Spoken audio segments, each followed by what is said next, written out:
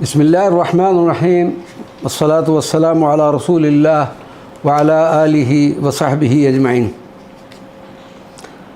ذکر امام حسین و کربلا در کلام اقبال۔ قلندر لاہوری حضرت علامہ محمد اقبال رحمۃ اللہ علیہ نہ صرف ایک عظیم شاعر ہیں بلکہ آپ ایک عارف حقیقی اور راہ فقر پر چل کر فقر کی انتہا کو پہنچے۔ آپ کی شاعری میں واقعہ کربلا کو جو اہمیت حاصل ہے اس کی مثال نہیں ملتی۔ آپ نے اپنی فارسی اور اردو تصانیف میں مختلف مقامات پر حضرت امام علی مقام کی قربانی کا ذکر بہت خوبصورت انداز میں کیا ہے۔ درنوائے زندگی سود اد حسین، اہل حق حریت آموز اد حسین۔ میری زندگی کے نغموں میں سوز حسین ہے اور اہل حق نے ہمیشہ آزادی کا سبق سیدنا امام حسین سے حاصل کیا۔ عاشق رسول حضرت علامہ محمد اقبال کی فارسی تصنیف رموز بے خودی 1918 میں منظر عام پر آ چکی تھی۔ اس میں درمیانہ حریت اسلامی و سر حادثہ کربلا کے عنوان سے رکن دوم میں جو اشعار آئے ہیں ان سے بآسانی اندازہ لگایا جا سکتا ہے کہ حضرت اقبال کردار حسین کو کس نئی روشنی میں دیکھ رہے ہیں، جس میں انہیں عشق کے وہ تصور نظر آتا ہے جو ان کی شاعری کا مرکزی نقطہ تھا۔ رموز بے خودی میں فرماتے ہیں: بہر آ شہزادہ خیر الملل، دوش ختم المرسلین نعم الجمل۔ ملت اسلامیہ کے سب سے بہترین اس شہزادے کی یہ شان تھی کہ وہ خاتم المرسلین صلی اللہ علیہ وسلم کے کندھے مبارک آپ کی سواری تھی۔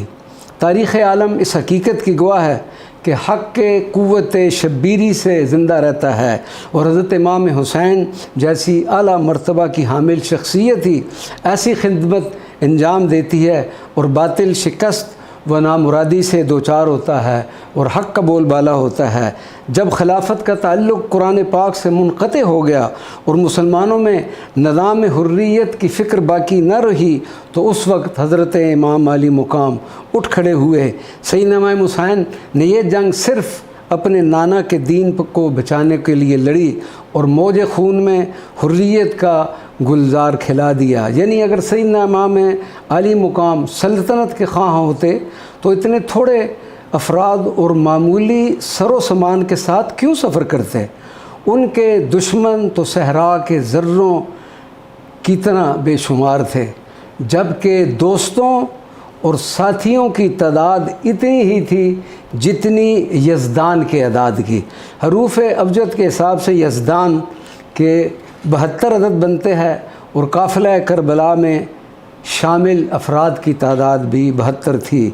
ہم نے قرآن کے اسرار و رموز امام حسین سے ہی سیکھے ہیں اور انہی کی روشن کی ہوئی آگ سے شعلے سمیٹ رہے ہیں۔ زبور عجم کی ایک غزل کے ایک عظیم شعر میں حضرت قلندر لاہوری اس طرح فرماتے ہیں: ریگ عراق منتظر کشت حجاز تشنہ کام، خون حسین باز دہ کوفہ و شام خیش را۔ عراق کی ریت انتظار کر رہی ہے اور حجاز کے کھیت پیاسے ہیں۔ کوفہ و شام کو پھر سے خون حسین کی ضرورت ہے، یعنی حق کی آواز بلند کرنے والے اور دین کی خاطر قربانی کرنے والے کے لیے ضرورت ہے۔ علامہ اقبال فرماتے ہیں: قافلہ حجاز میں ایک حسین بھی نہیں، گرچہ ہے تابدار ابھی گیسوئے دجلہ و فرات۔ قلندر لاہوری بال جبریل کی شاہکار نظم ذوق شوق کے دوسرے بند میں عشق کی تعریف کرتے ہوئے یوں فرماتے ہیں: صدق خلیل بھی ہے عشق، صبر حسین بھی ہے عشق، مارکا وجود میں بدر و حنین بھی ہے عشق، غریب و سادہ و رنگین ہے داستان حرم، نہایت اس کی حسین ابتدا ہے اسماعیل، وما علینا الا البلاغ المبین۔